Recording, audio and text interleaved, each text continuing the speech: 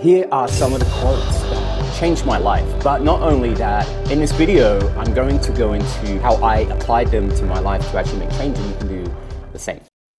All right, number one, unless you change how you are, you will always have what you've got, by Rohn. A lot of people say, I don't like change, and to me this is crazy, and really I think it means something else. I think it means that we are naturally scared of change. It feels uncomfortable. It's not that we don't want to change, it's that we feel scared of change. The thing is, if you're saying, I don't like change, I'm quite happy where I am, but then you're complaining for a lot of your life, then there's a bit of a problem. And saying I don't like change is kind of crazy. It's like saying, I don't want to grow, I don't want to achieve new things, I don't want to gain any new skills, I don't want to get better relationships. I'm not bothered about goals or achieving new things. I'm not bothered about getting stronger, getting fitter. You know, we crave change. Humans crave change. We have done ever since we were born. We need it to feel alive. And firstly, know that anyone can change no matter how old you are, what you've been through. And here's how. But firstly, you got to journal and get really, really honest with yourself. Get honest with the things and the patterns and the thoughts that are holding you back, that are self-sabotaging you, keeping you small, such as, oh, I don't like change. Journal the things that scare you and why, and start with that. And as Rohn says, if we don't change, we'll be stuck with what we've got. And if that is beautiful right now to you, then amazing. If you want and crave more in your life, we have to know how to change. So change comes from taking more action and less thinking.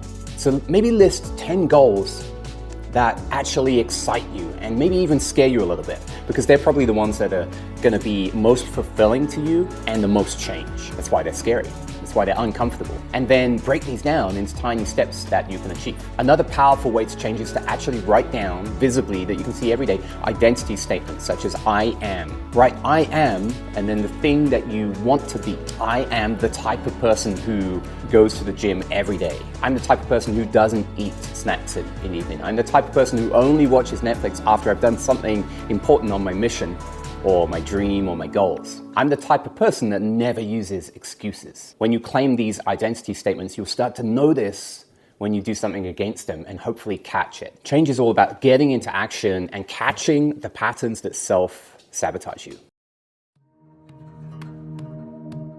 All right, David Goggins. And man, he's got some good ones. They hit you in the face.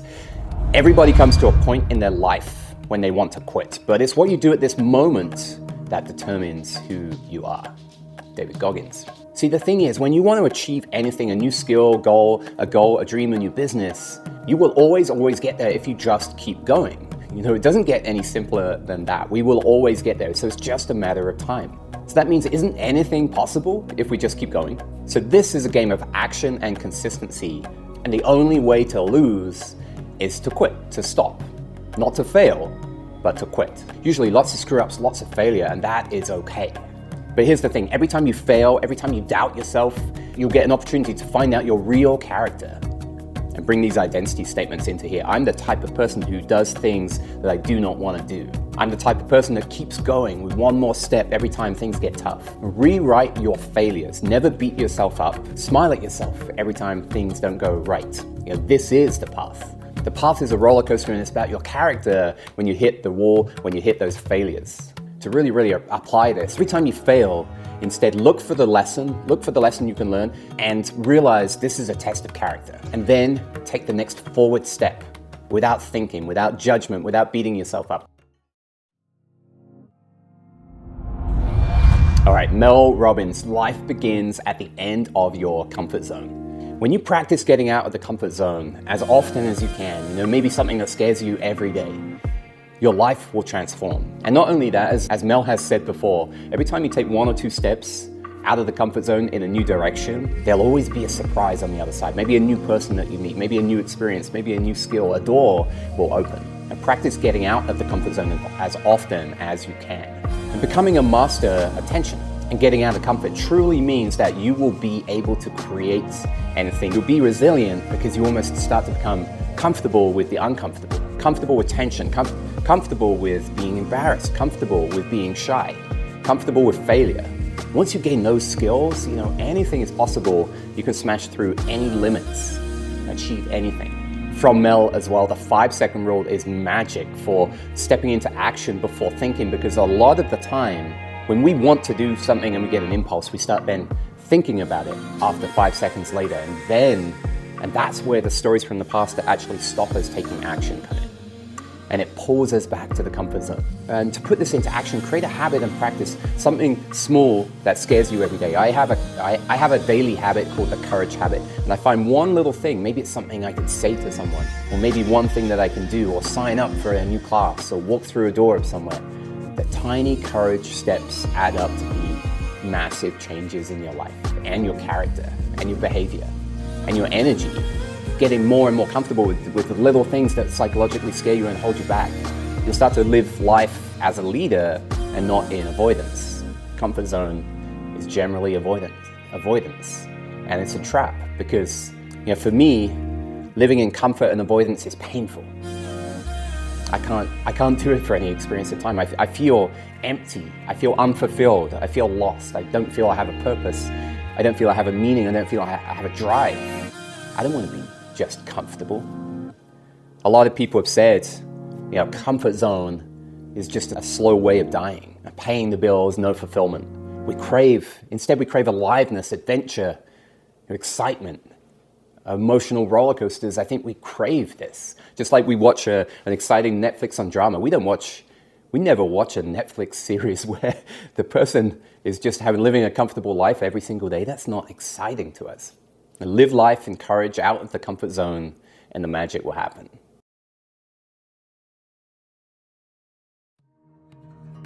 This is from David Hawkins. Feelings come and go, but eventually you realize that you are not your feelings, but the real you is merely witnessing them.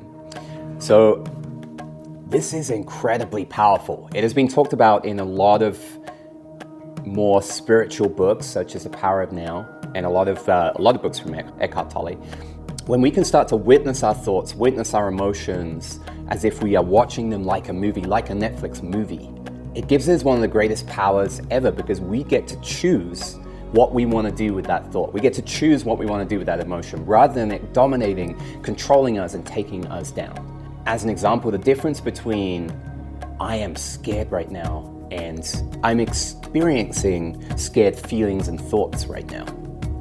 You see how that creates a little gap, which becomes incredibly powerful, because when we create a gap between us and our negative thoughts, usually when something negative happens and we think, oh, that is us, and then we end up going down this spiral. If there's something right now that we're really, really scared to do, it's like, I'm scared, I remember screwing this up years ago, and we go down this spiral of thoughts.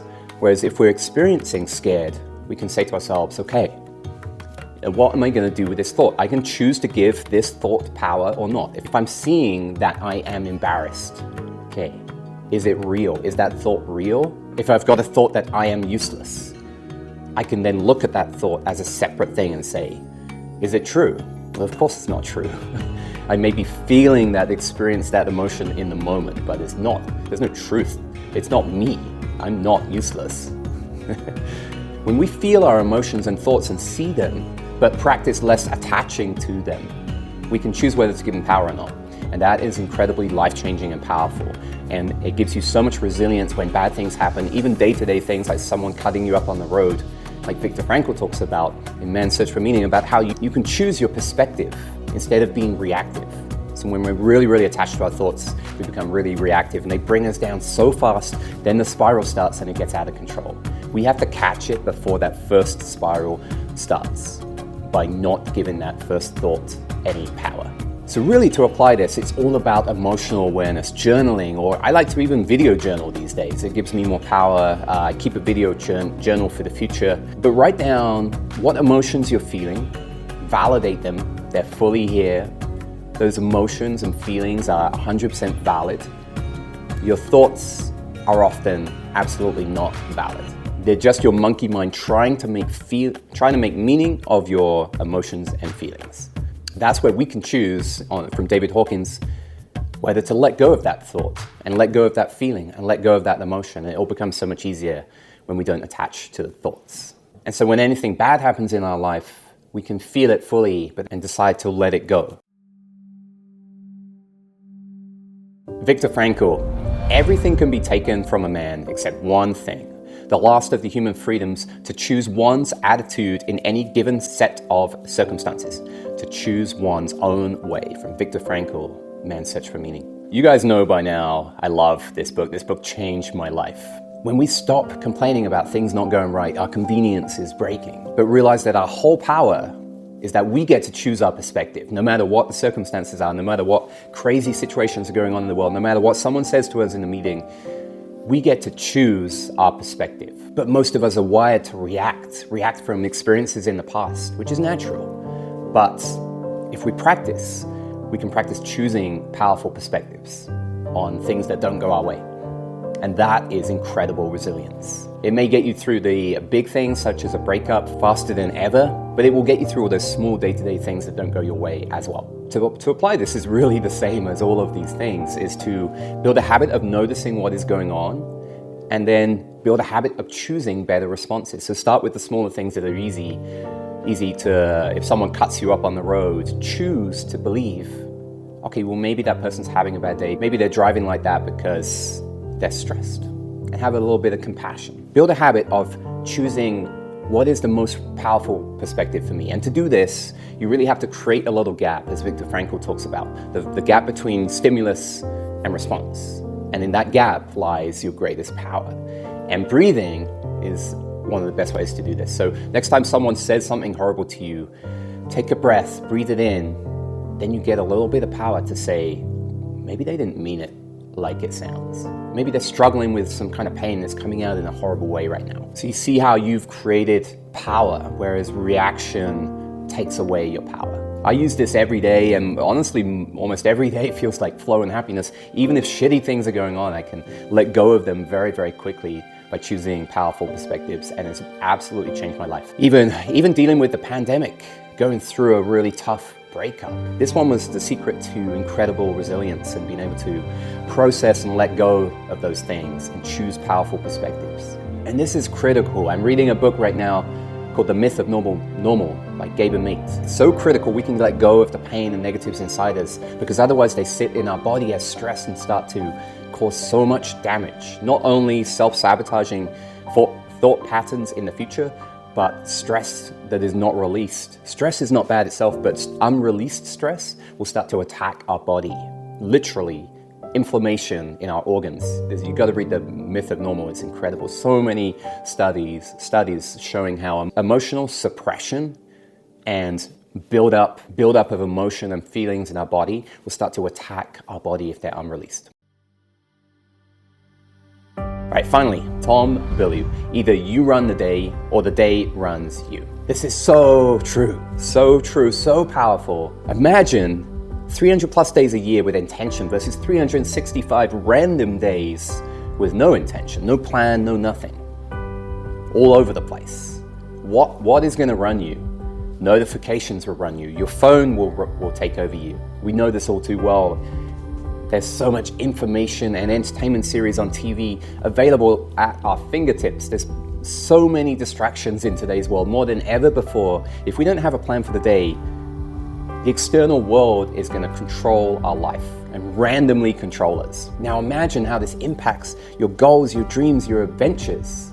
Even maybe stop you going to new classes or stop you learning new skills. It's really over a year living a day with intention versus not creates an incredible difference in your life. It's like a sliding doors effect. You wouldn't even recognize this version of you versus that version of you. So put this into practice for 2 weeks just to prove it to yourself. Set an intention alarm the night before and the morning to write down your intention for the next day, and then review it the next morning.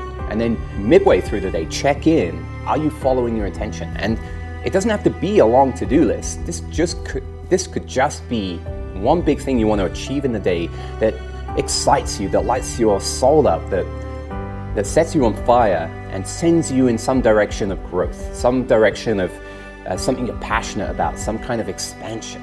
So check in throughout the day. How are you doing on your intention? And keep a list of things you're passionate about that you can put into your daily intention. And get selfish. Think about things that are mission or purpose based. Things that serve other people and yourself.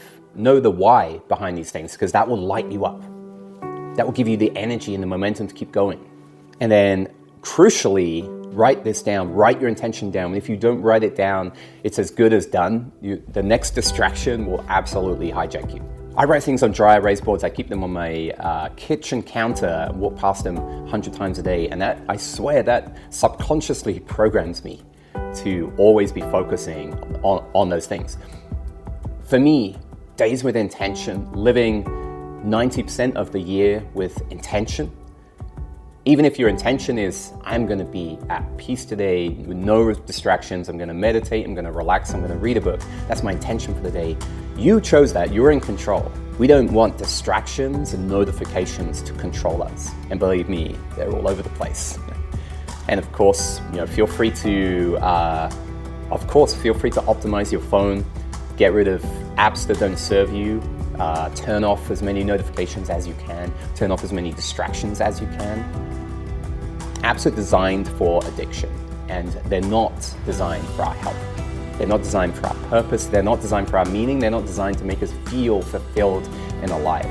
They're designed for you to spend as much time on them as possible, and a lot of the time for advertising. I hope you got some value out of this. We have some amazing new videos coming up around negativity, but watch this next to deal with negative emotions, letting go. Take care, and we'll see you there.